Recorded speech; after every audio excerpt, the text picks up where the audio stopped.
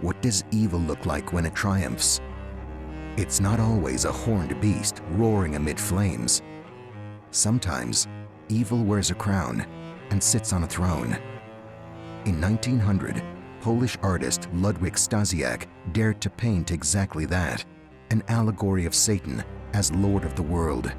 His painting, Allegoria Satana, Pan Swiata, or Allegory of Satan, Lord of the World, is a haunting portrayal of Satan, not as a grotesque demon, but as a sovereign ruler enthroned atop the world. This stunning symbolist vision uses religious iconography to portray Satan calmly, reigning over humanity.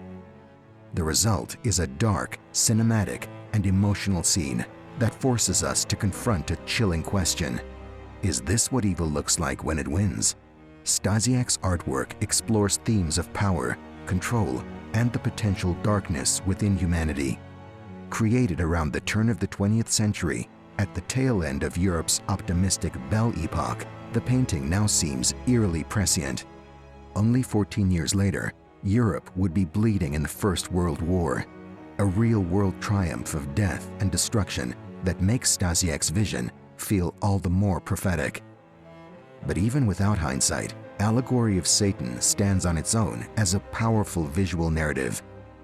In this video, we will walk through the painting as if standing before it, unpacking its symbolism and emotional impact. With simple human language and with verified details as our guide, let's explore the face of evil victorious. A large oil canvas about 2 meters tall looms before us in a dim gallery. At first glance, it could be a portrait of a king on his throne, until you notice the great dark wings unfurled behind him. This is Satan, depicted as a worldly monarch. Stasiak does not show a snarling beast or a horned caricature. Instead, he presents evil as an almost human form, dignified and terrifyingly ordinary. As one commentator noted, Stasiak portrays not a mythological monster, but absolute, soulless power. The figure sits erect and confident on a massive throne, gazing out over the viewer as if we are his subjects. His face is perhaps the most unsettling element. There is no wrathful scowl, no gloating cackle. Instead, Satan's expression is emptiness and cold indifference. A thin, mirthless smile on his lips and hollow eyes. There is no gleeful malice, only a vacant calm. This dispassionate gaze has been described as the highest form of evil, the face of cruelty that feels nothing at all. It's as if evil has already won and finds the victory boringly routine. We search the painted face for some hint of remorse or rage, and find none. Evil sits there, satisfied and eerily serene. The lighting and colors heighten the drama. Stasiak casts much of the scene in shadowy, brownish tones, like a dusk that never ends. The background is dim and indeterminate, suggesting a boundless, gloomy realm behind the throne.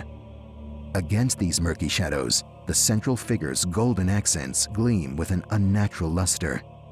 There are flashes of gold on the throne and in Satan's hand, drawing our eyes to crucial symbols.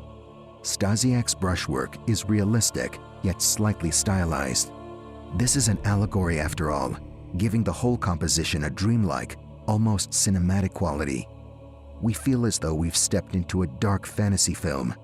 It's atmospheric, ominous, and thick with meaning. Every element in Allegory of Satan serves a symbolic purpose. Stasiak has carefully chosen what Satan holds, where he sits, and what surrounds him to tell a story about the nature of evil. Let's break down these visual symbols piece by piece and interpret their meaning. The coin, idol of the world. In the devil's hand, we expect a monarch's scepter or a trident, but Stasiak pointedly gives him a coin instead of a scepter. Between his fingers, Satan pinches a large golden coin and lifts it up for all to see. This coin is the ultimate idol in this world, money. As an art essay notes, the coin symbolizes an object of worship. In a corrupt world, everything can be bought and sold, even human souls. Here, money is literally the source of Satan's power. By raising the coin like a scepter, the painting suggests that wealth and greed rule the world under evil's reign. It's a dark jab at materialism. People may profess higher ideals, but under the devil's dominion, gold is God. Stasiak's inclusion of this detail around 1900 reflects anxieties of his time and ours about capitalism and corruption. We're left to wonder, has the world sold its soul for this coin? The throne, power built on death. The throne upon which Satan sits is unlike any regal seat on earth. It has the black, heavy form of a sarcophagus, essentially a tomb used as a throne. This is a grimly literal symbol. His power is built on death. The sides of the throne are adorned with ornate designs and what appear to be engraved coins or medallions, reinforcing that wealth decorates his seat of power. But more striking is the throne's base and foundation. Human bones and skulls. Piled beneath and around the throne are skulls, dozens of them, strewn as the very footing of Satan's rule. We see a skull wearing a king's jeweled crown, another in a military helmet, another with a nobleman's top hat. These details tell us that no one is immune to this fate. Whether kings, soldiers, or elites, all have become literal stepping stones for the Lord of the world.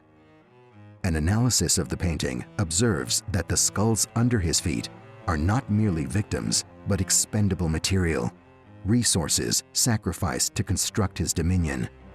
This powerful metaphor hits hard. Every tyrant's empire is built on a pile of the dead. Stasiak makes us see that foundation clearly. The lions usurping a holy throne. On either side of Satan's throne, if you look closely, carved lions' heads protrude as armrests or decorations. Lions have long symbolized royalty and also have biblical significance. The Lion of Judah represents Christ. Here, their presence on Satan's seat suggests an imitation of divine authority. It's as if the devil has stolen the throne meant for a righteous king. In Christian iconography, Christ enthroned in glory, Christ in majesty, is sometimes flanked by symbols like lions or other creatures. Stasiak subverts this by placing Satan on a counterfeit throne of glory. One modern analysis indeed suggests that the painting deliberately echoes the composition of Christ in majesty as a metaphor for religious hypocrisy and corrupted authority. In other words, the Lord of Hell is masquerading as the Lord of the world, seated with the trappings of a king or even a false god. The wings and attire, a fallen angel in regal robes. Stasiak does include one traditional demonic feature. Behind the throne, unfurl a pair of huge, dark, bat-like wings, reminding us this is indeed Satan, the fallen angel. The wings are almost lost in the gloom behind him, but their spread form a menacing halo of darkness. In contrast, Satan's clothing is sumptuous and kingly. He wears rich robes and possibly armor on his torso, as well as a cap or crown on his head. A decorative medallion or cross hangs on his chest, resembling an honor or religious symbol. Another hint of blasphemous mimicry of religious leaders or monarchs. The overall attire mixes warlike elements with sacerdotal or royal ones, encapsulating military and spiritual power combined. This fusion implies that all forms of authority have been co-opted by Satan in this allegory. There is an underlying, bold commentary here. It doesn't just crush armies, it may also wear the robes of priests and kings. Stasiak, an art historian himself, surely knew the weight of each symbolic garment he painted. The peacock feathers, vanity and pride. Near the foot of the throne, one can spot the sheen of peacock feathers among the debris and skulls. The peacock is a classic symbol of vanity and ostentation. These feathers could be part of a fallen fan or standard, now trampled among the wreckage. Pride is often called the devil's favorite sin. In Christian lore, Lucifer fell because of pride. The presence of peacock feathers at Satan's feet reinforces that idea. Unbridled pride lies at the foundation of evil's rule. The feathers also add a flash of iridescent color amid the browns and grays of death, a hint at how vain showiness often distracts from underlying rot. Each of these symbols, the coin, the tomb throne, the skulls, the lions, the wings, the peacock feathers, works in concert to deliver Stasiak's message. Evil wins by corrupting what we value, turning wealth into an idol, by feeding on death and sacrifice, by aping legitimate authority, and by appealing to our vanity and pride.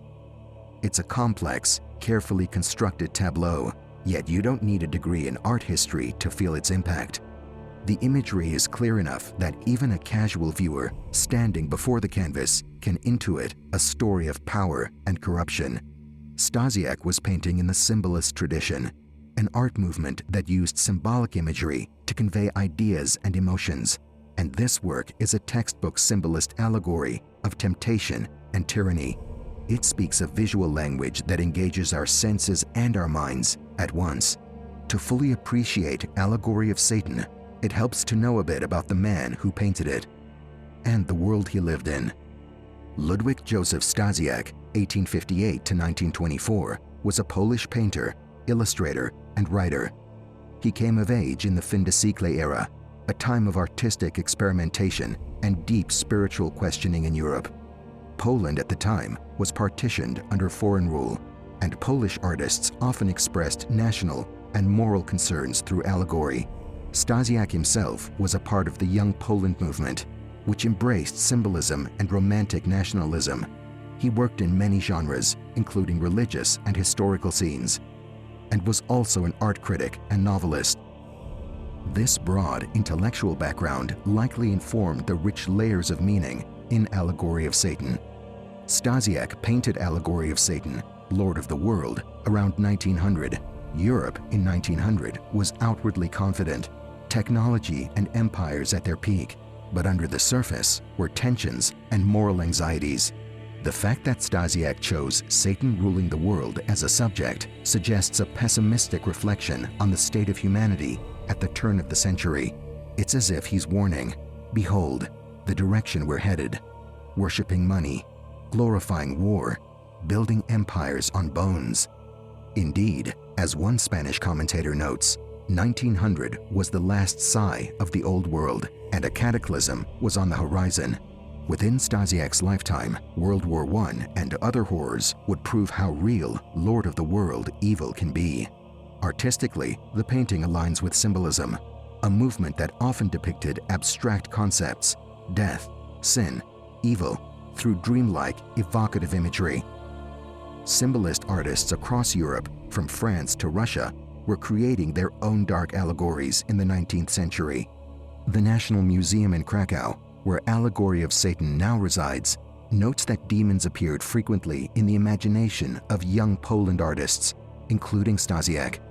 It's worth noting that Satan as Lord of the World is a concept with biblical roots. In the New Testament, Satan is called the Prince of this world, meaning the power behind worldly corruption. The Polish subtitle of the painting, Pan Świata, literally means Lord of the World, echoing that idea. So Stasiak's audience in 1900 would have recognized this as not just a random fantasy, but a visualization of a theological and moral concept, the reign of Satan on earth. By painting this allegory, Stasiak enters a long tradition of artists using the image of Satan to comment on their times. But unlike medieval artists who showed devils to reinforce faith, Stasiak's Satan is pointedly modern, a capitalist emperor of sorts, an antichrist figure who thrives on human folly. When Allegory of Satan was exhibited, it likely stirred strong reactions. We have scant records of its early reception, but given its powerful content, one can imagine viewers feeling a mix of awe and discomfort. Even today, seeing it in Krakow, museum-goers often stop in their tracks. The painting's popularity online, it has been shared widely with captions like, evil doesn't always wear horns, sometimes it smiles from a throne, shows that its message still resonates. It speaks across centuries because the symbolism of power and corruption remains relevant in every era. After absorbing all these details, we step back and take in the whole scene again. The Lord of the world sits victorious, money in one hand and death under his feet. His gaze meets ours. It's as if he challenges us. Is this what you wanted? Stasiak's painting does not simply revel in darkness for shock value. It holds up a mirror to society.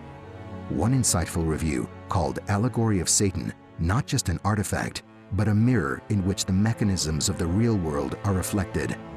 In other words, this grim fantasy reveals truths about how our world often works. How unchecked greed, violence, and pride can elevate the worst of us to thrones of power. This is what evil looks like when it wins. A false king, enthroned on a tomb, idolizing gold, indifferent to suffering, and eerily familiar to aspects of our own world. It's a chilling vision, but also a caution. By recognizing these symbols and themes, we become less likely to let them play out in reality. Stasiak's masterpiece thus continues to haunt and teach us. Over a century later, we find that the portrait of triumphant evil he painted is still uncomfortably recognizable, and that may be the painting's final, potent irony. We shudder at the demon on the throne, only to realize he wears a very human face.